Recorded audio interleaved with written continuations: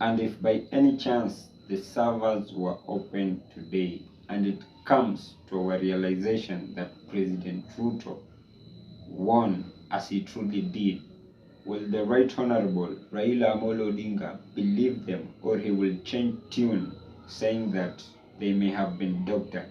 And again, if by any chance the servers show that President Ruto lost, what events will follow next? Who will be the real loser? If I'm to think outside the box, what will the servers tell us of the areas that voting was manually done? Why doesn't the entire Azimio brigade start by demanding opening of the ballot boxes? Because I strongly believe that is the simplest. I think it has never happened in any other jurisdiction that voting is done and results are announced. Then the opposition demands for the servers to be opened, and equally Kenya is not an exception.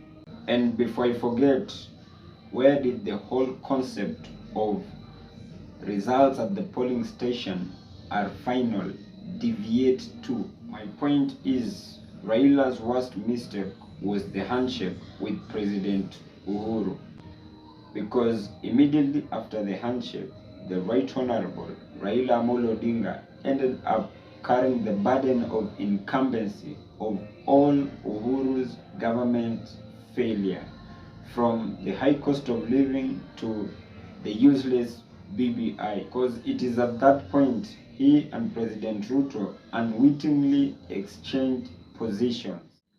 He automatically became a defendant of the government, while Ruto became the opposition in government. And it is from this speech that made Ruto the president. Will win, or we have candidates, they will win an election, and then the president will appoint the prime minister and the two deputies from the winning coalition. And then we will have the runner-up being the leader of opposition. Now, no problem, it doesn't matter who it is. I have no problem. You know, let us not personalize, there is no problem. Now, the question I am asking myself, have we sorted out the winner take all question? Oh, is that so? So, the president from his side, like for example here, President Uhuru Kenyatta, I am here, Kimunya is the prime minister, because he's the leader of majority. We have Jimmy Angwenyi, who is our deputy, as a deputy prime minister, and maybe Maoka Maore as one of the deputies. So, what happens to the whole NASA brigade, together with Musalia and all these other people? I mean, and I am not saying anything. I'm just saying I want to be persuaded. And forgive me if I am slow. Forgive me. There are so many Kenyans who are in my category. Are we together? Finally, on this inclusivity question,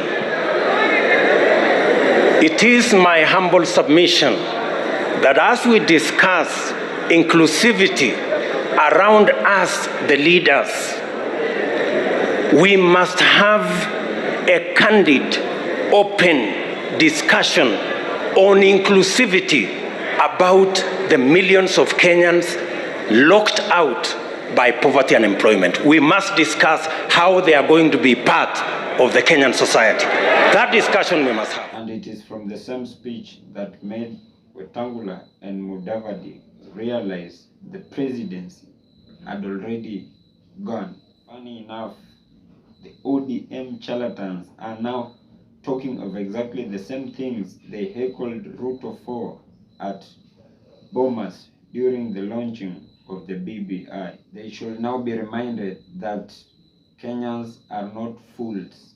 They heckled simply because they were in government. Now that they are not, it has come to their realization that it is the right time for they to use them as a leeway to join the government. But honestly, that has just been my opinion. If you have a contrary opinion to mine, kindly just feel free to drop your comments in the comment section and I'll give them a right of reply. And as I end this, in case if you're watching me for the very first time, kindly just consider hitting on the subscribe button. If you have been watching my videos and you have not subscribed, kindly just consider hitting on the subscribe button. And more so, if you're watching me from a different platform, either Telegram, TikTok, or Facebook, kindly just head on over to YouTube, search for Mohamed Sudi.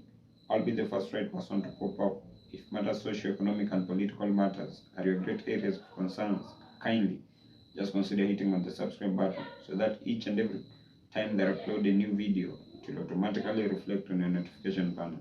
And by so doing, you'll simply be supporting my content. Thank you, and may God bless you.